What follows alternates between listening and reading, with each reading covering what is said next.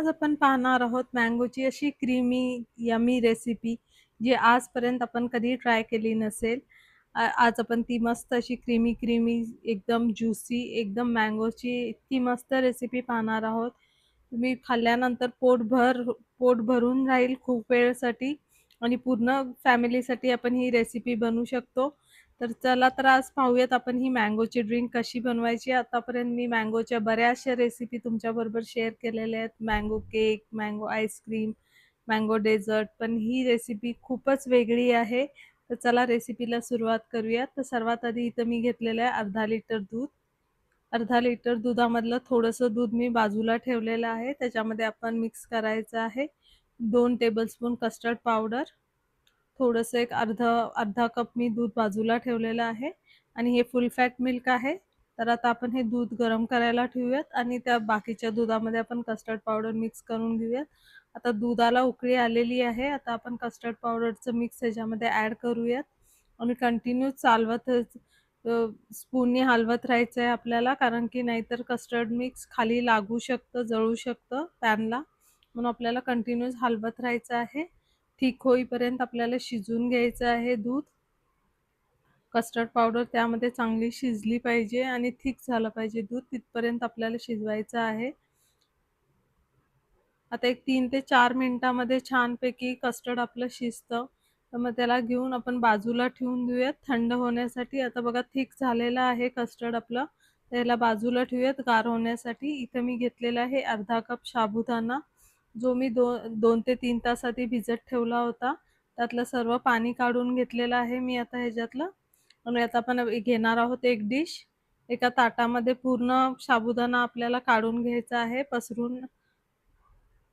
पूर्ण काढून घेऊयात आपण साबुदाणा ताटामध्ये आणि त्याला पसरून घेऊयात सगळीकडे व्यवस्थित, चारी बाजूला व्यवस्थित पातळ ह्याच्यामध्ये पसरून घ्यायचं आहे आपल्याला साबुदाणा व्यवस्थित. इथं मी एक कढईमध्ये पाणी गरम करायला ठेवलेलं आहे. त्याच्यामध्ये एक स्टँड ठेवूयात आणि ह्या साबुदाण्याची डिश त्याच्यामध्ये ठेवूयात आपण. आणि पाणी गरम झालं की आपण त्याच्यावरनं झाकण लावून त्याला 10 ते 12 मिनिटासाठी साबुदाण्याला शिजू देऊयात आपण वाफेवरती. तर जोवर साबुदाणा शिजतोय आपला, तिथे इथं मी घेतलेले 2 मोठे हापूस आंबे घेतलेले आहेत. चांगले गोड आंबे आहेत हे.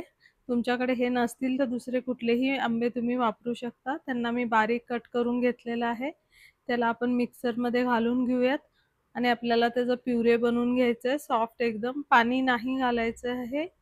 आपण इथं छानपैकी ह्याचा प्युरे बनवून घ्यायचा आहे, घट्ट एकदम घट्टसर. ह्याच्यामध्ये थोडंसं मी अगदी 1/4 कप इतकं दूध घालतीये, कारण की प्युरे छान चांगला घट्टसर प्युरे व्हावा म्हणून. इथे हे पहा आपला साबुदाणा अगदी ट्रान्सपरंट मोत्यासारखा शिजलेला आहे. खूप छान झालेला आहे, एकदम ट्रान्सपरंट झालेला आहे. आता ह्याला आपण गार पाणी, इथं मी नॉर्मल पाणी आहे ते घेतलेलं आहे एका कढाईमध्ये आणि त्याच्यामध्ये ही डिश ठेवून दिली आहे. म्हणजे आपला साबुदाणा एकामेकाला चिटकणार नाही आणि मोकळा होईल, निघेल लगेच आणि तो लगेच निघतो. जरा हाताने हलवलं की. हे बघा किती छान सुंदर शिजलेला आहे साबुदाणा आणि विरघळला पण नाहीये. जर आपण पाण्यात शिजवलं असतं तर साबुदाणा विरघळला असता, म्हणून आपण ह्या पद्धतीने शिजवलेला आहे. आता त्याला गाळून आपण पाणी वितळायला ठेवूयात. इथं मी मँगो प्युरेही बनवून घेतलेला आहे आणि आपलं कस्टर्ड आता छानपैकी मस्त असं गार झालेलं आहे. त्याच्यामध्ये आपण हे पूर्ण मँगो प्युरे ॲड करूयात.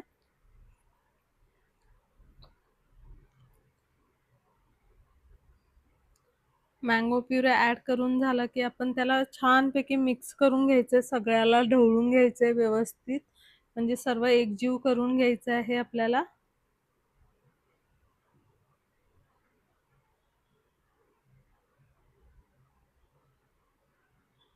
बघा आता मस्तपैकी असं हे झालेलं आहे. मिक्स करून घ्यायचं. आत्ताच किती क्रीमी क्रीमी टेक्स्चर दिसतंय पहा त्याचं आणि खायला खूपच चविष्ट लागतं हे. खायला म्हणा, खा किंवा प्या, दोन्हीपैकी काही करू शकता तुम्ही. कारण की हे खाऊ पण शकतो आणि पिऊ पण शकतो आपण. ह्याच्यामध्ये मी साबुदाणा पूर्णपणे नितळून घेतलेला आहे. आता तो ह्याच्यामध्ये ॲड करायचा आहे आपण. आणि इथंच मी 1 चमचा टेबलस्पून सब्जा भिजत ठेवला होता पाण्यामध्ये 15 मिनिट पहिला.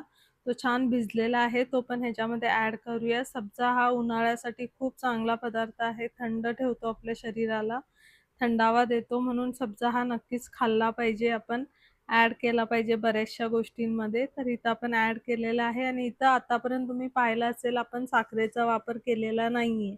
तर आपण इथं फक्त 2 टेबलस्पून हनी घेतलंय, मध. ते पण ऑप्शनल आहे. तुमचे जर ते मँगोज वापरलेले खूप गोड असतील, तर तुम्ही नका वापरू. आता जर नसतील, तर थोडंसं अगदी 2 चमचे तुम्ही वापरू शकता किंवा साखरही वापरू शकता तुमच्या आवडीनुसार. तर हे पहा आता मी थोडीशी गुलाबाची पानं टाकतीये टेस्ट आणि फ्लेवरसाठी, चांगले येण्यासाठी. ह्याऐवजी तुम्ही डाळिंबाचे दाणे वगैरे काही फ्रुट्स असतील तेही टाकू शकता, ॲड करू शकता ह्याच्यामध्ये. चांगलं म्हणजे लूक चांगलं येईल त्याचं. आणि हे बघा आपलं घट्टसर असं आपलं क्रीमी ड्रिंक बनून रेडी आहे मँगोचं. आता ह्या ठिकाणी तुम्ही एक अर्धी वाटी आपली जी घरची मलाई असते ना, ती पण मिक्सरमध्ये लावून फ्रेश मलाई मिक्सरमध्ये लावून घातली ना, अजून क्रीमी आणि रिच टेक्स्चर देईल, टेस्ट देईल ह्याला आपल्या मँगो ड्रिंकला. इथं मी एक आंबा बारीक कट करून घेतला होता, तो पण त्याच्यामध्ये घातलेला आहे आणि सर्वाला छान मिक्स करून ह्याला आता छानपैकी गार होऊ द्यायचं आहे आपल्याला फ्रिजमध्ये ठेवून. थोडा वेळ एकदम थंड-थंड सर्व्ह करायचं आहे. तर अर्ध्या 1 तासासाठी आपण ह्याला आता फ्रिजमध्ये ठेवूयात थोड्या वेळासाठी. बघा किती सुंदर थिक असं टेक्स्चर आलेलं आहे. किती घट्ट असं बनलेलं आहे, म्हणजे तुम्ही एकदा पिलं की पोटभर असं हे पोट भरण्यासारखी वस्तू आहे.